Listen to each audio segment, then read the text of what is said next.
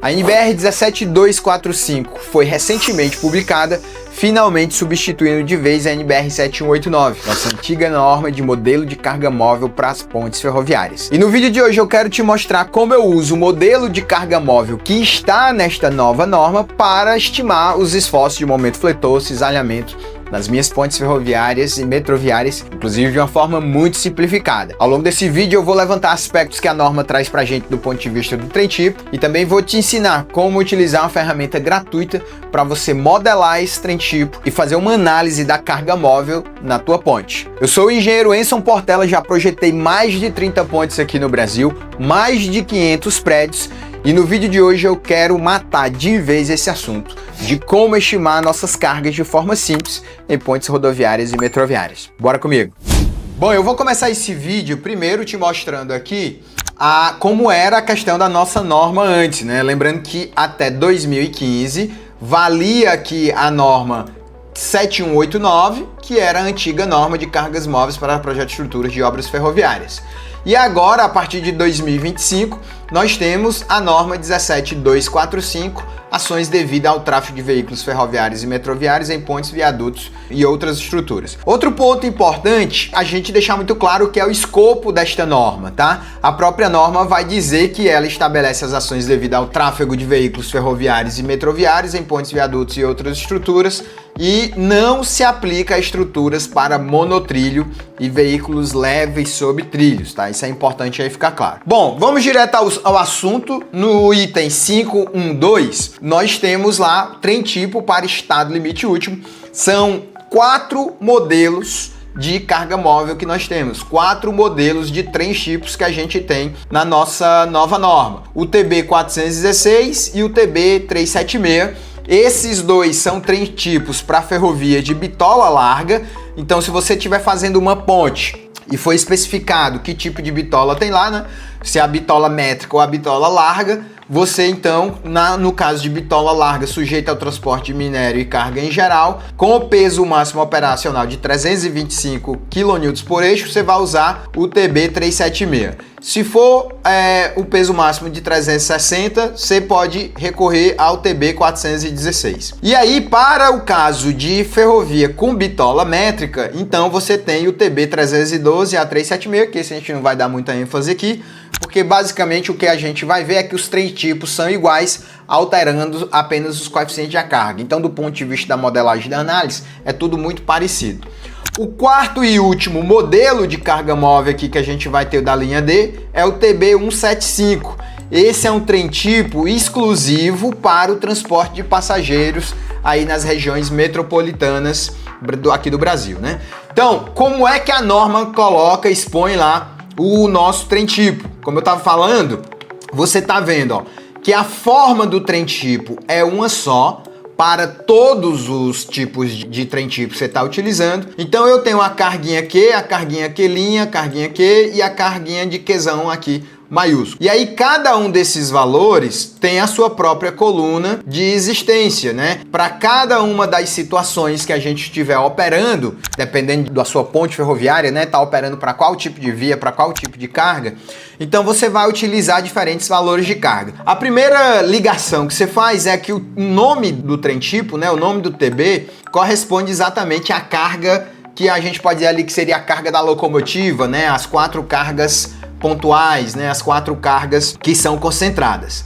Então, a carga concentrada de 416 kN, né? Quase 42 toneladas, é o TB 416. O 376 também vai dar 376. E aí você está vendo que os valores de cargas distribuídas, que equivaleriam ali às cargas dos vagões, vão também sendo alterados de trem tipo para trem tipo. Os valores da distância entre eixos não muda de um trem tipo para o outro, então todos aí da casa de 2.2 a 2 metros, 2.6.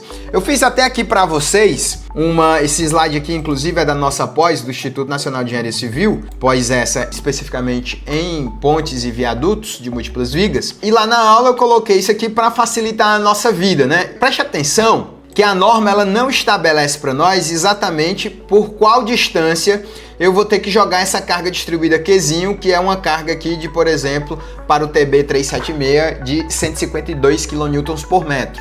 E aí talvez você pergunte, Enson, na hora que eu estiver modelando e analisando minha ponte, essa carga Qzinha ela se distribui por que comprimento?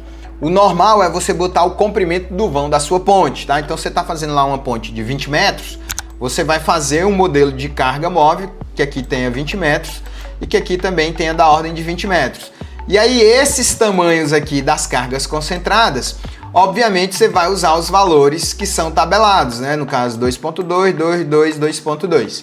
E aí, obviamente, para o lado da direita aqui, que é o mesmo trem tipo, você também botaria aqui seu vão de 20 metros. É assim que a gente modela o trem tipo. Um ponto importante é que normalmente pontes ferroviárias são pontes estreitas. A maioria das pontes ferroviárias serão feitas para uma estrada de ferro. E em termos de seção transversal, uma estrada que tem ali uma bitola de 1 metro a 1,5 metro, né? Tem mais a vaga do trem, então você pensa na largura do trem da ordem de 4,80 metros, 5 metros. Bota mais uma folguinha, você está falando de uma seção transversal da ponte da ordem de 5 metros. É uma seção muito pequena. Então, você dificilmente vai ter uma ponte ferroviária e múltiplas vigas, com 4 vigas, com 4, 5 vigas.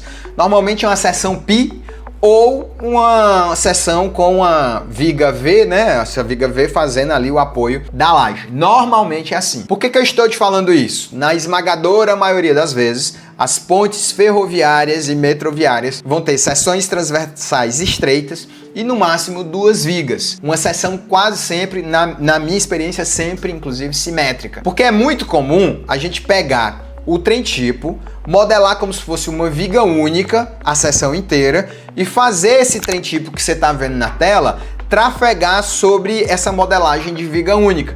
E aí tira aquele esforço é da seção inteira, você divide por 2 para ser uma metade ali para cada viga, tanto a nível de flexão quanto a nível de cisalhamento. Só para a gente finalizar aqui, eu ainda vou te apresentar o modelo de carga móvel para pontes metroviárias. Nós não vamos focar nisso aqui hoje, mas só para você saber que tem ele aqui com somente cargas pontuais, né, que corresponde aí ao que seria o, digamos assim, o trem, né, a máquina convencional.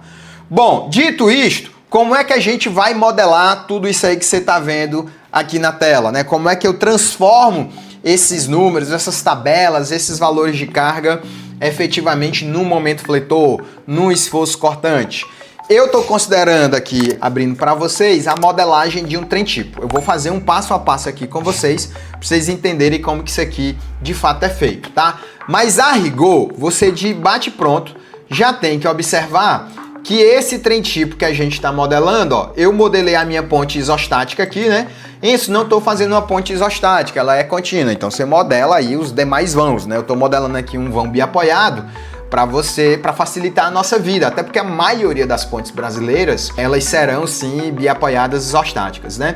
Então você tá vendo aqui, ó, que a gente modelou o trecho do Q'linha, modelou aqui, ó, o trecho do Qzinho, modelou as 4 cargas pontuais, modelou novamente o trecho do Qzinho e modelou aqui o trechinho do Q'linha, tá?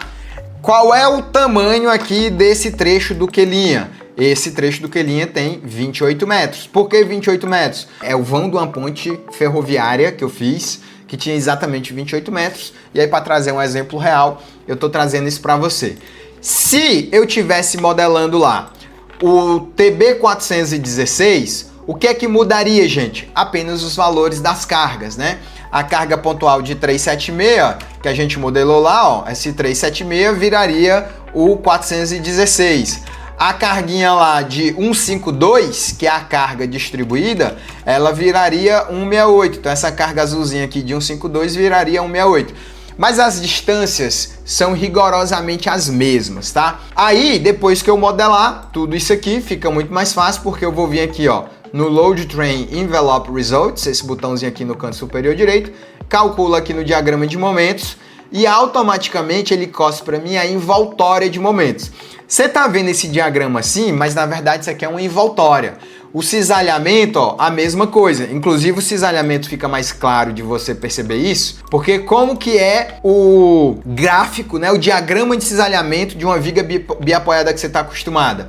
O diagrama vem aqui, ele zera aqui em um dado ponto, e sobe para cá. Esse é o diagrama que você está acostumado. No entanto, você está vendo ó, que tem trechos de valores aqui, aqui nessa região, vindo até aqui e aqui também.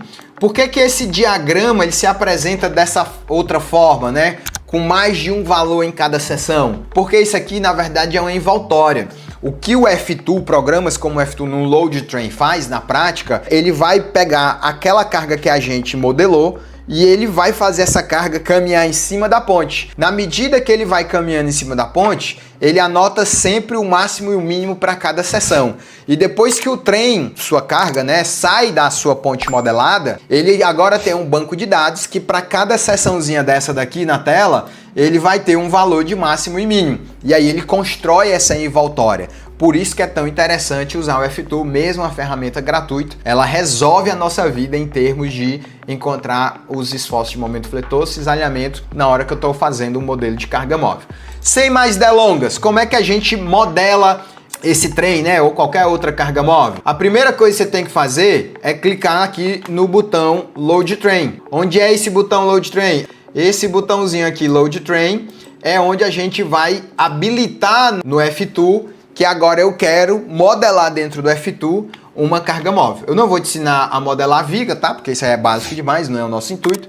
Mas clicou aqui no Load Train, eu venho aqui ó, em criar um novo Load Train. Eu vou criar agora o TB416, tá? Que é o outro modelo de carga móvel. E aí na hora que eu crio, ó, a primeira coisa que eu tenho que fazer é dar o comprimento desse trem. E quanto vai ser esse comprimento? Vamos lá fazer o seguinte, ó, para você entender o raciocínio. Essa extensão aqui que a gente vai fazer, a gente vai permitir que toda a carga distribuída recaia em toda a ponte, né? A gente tem que possibilitar essa análise. Então eu vou botar 28 metros aqui, 28 aqui, vai ter mais aqui, ó, 2.2 mais 2 mais 2 mais 2.2. Então 1, 2, 3, 4, 5 vezes 2 dá 10, 10 mais 0, 4, então aqui vai me dar 10.4. Vai dar mais 28 metros aqui e mais 28 metros aqui. Dentro do F2, o que a gente vai analisar, pessoal?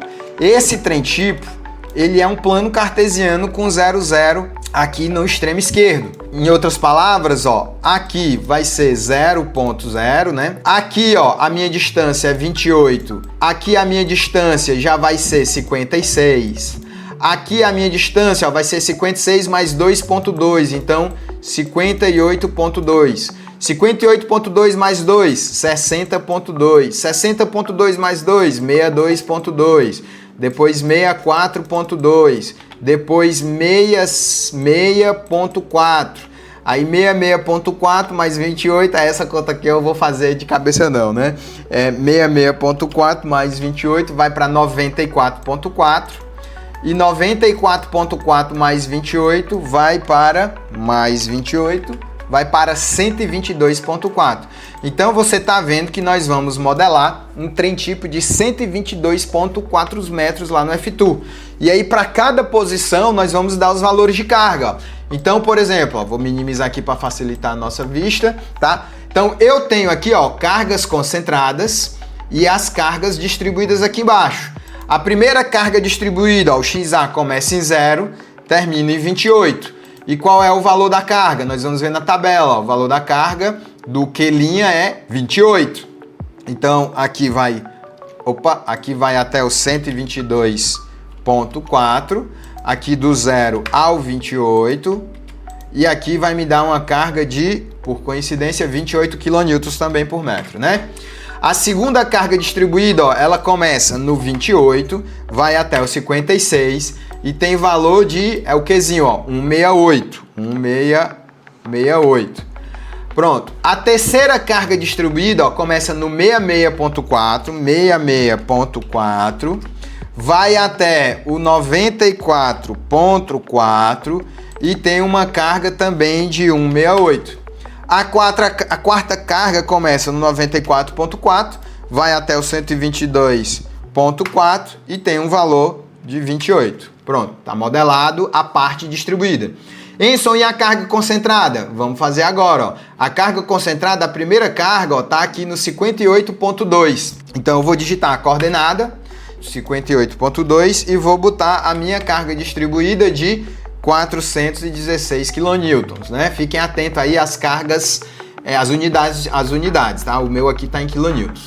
A segunda carga vai do 6.2 com 416 de carga. A terceira carga pontual, 62.2, também com 416 de carga. E a última carga vai no 64.2, também com 416 de carga. Pronto, você está vendo agora, ó, que o trem tipo TB416 está modelado. Se agora eu quero saber quais são os esforços desse trem tipo no F2, eu clico aqui, ó, Load Train Envelope, vou lá no cisalhamento, e aí ela me dá o valor aqui de cisalhamento. Ó, você está vendo que o cisalhamento foi para 266 toneladas, né? E o momento aqui, ó, 16 toneladas e meia. Lembrando que isso aqui são os esforços somente do modelo de carga móvel. Você ainda teria que computar os esforços das cargas permanentes, peso próprio, né, o trilho, o lastro, essa parafernália toda. Mas aqui, em termos de envoltório, é isso. O bom é que aqui no F2, ó, você pode modelar vários trens tipos, né? Eu tenho, por exemplo, o 376 aqui, ó, que aí já mudou o momento fletor, né? Em vez de 16 vai para 15. Enfim, sempre quando eu vou fazer minhas pontes, a parte de carga móvel eu modelo aqui no F2, tiro essas envoltórias desses valores, faço lá o meu modelinho com base na utilização da minha ponte em relação à ferrovia e faço a análise aqui de todos os esforços. Basicamente é isso que a gente tem que fazer na hora de modelar. Agora, diz pra mim, não é super fácil um negócio desse? E aí, gostou desse vídeo? Se ficou alguma dúvida, vai lá nos comentários, escreve lá a tua dúvida, que na medida do possível a gente vai lá resolver teu problema. Dá teu like e manda esse vídeo para aquele teu coleguinha que também gosta de pontes. E se você é engenheiro civil e quer aprender a projetar pontes rodoviárias, ferroviárias, em múltiplas vigas, que é a ponte típica brasileira, eu tenho um convite para te fazer. O Instituto Nacional de Engenharia Civil está com inscrições abertas para a sua turma de pós-graduação em pontes e viadutos. Bora aprender a trabalhar com esse tipo de projeto? Desde 2021, a Lei de Licitações 14133 mudou a forma de contratação. Das mais de 30 pontes que eu fiz na minha vida, apenas 2 foram contratação de órgão público. A maioria agora, quem contrata projeto executivo são as construtoras. E aí é a sua vez também de aprender a projetar pontes e viadutos, estruturas super fáceis, como você viu nessa aula. Eu vou deixar um link aqui de acesso para as demais informações da pós. Clica lá para você conhecer um pouco mais, deixa teu contato, que alguém aqui do nosso time vai falar contigo para você pertencer aqui à nossa comunidade do INEC. A gente se vê.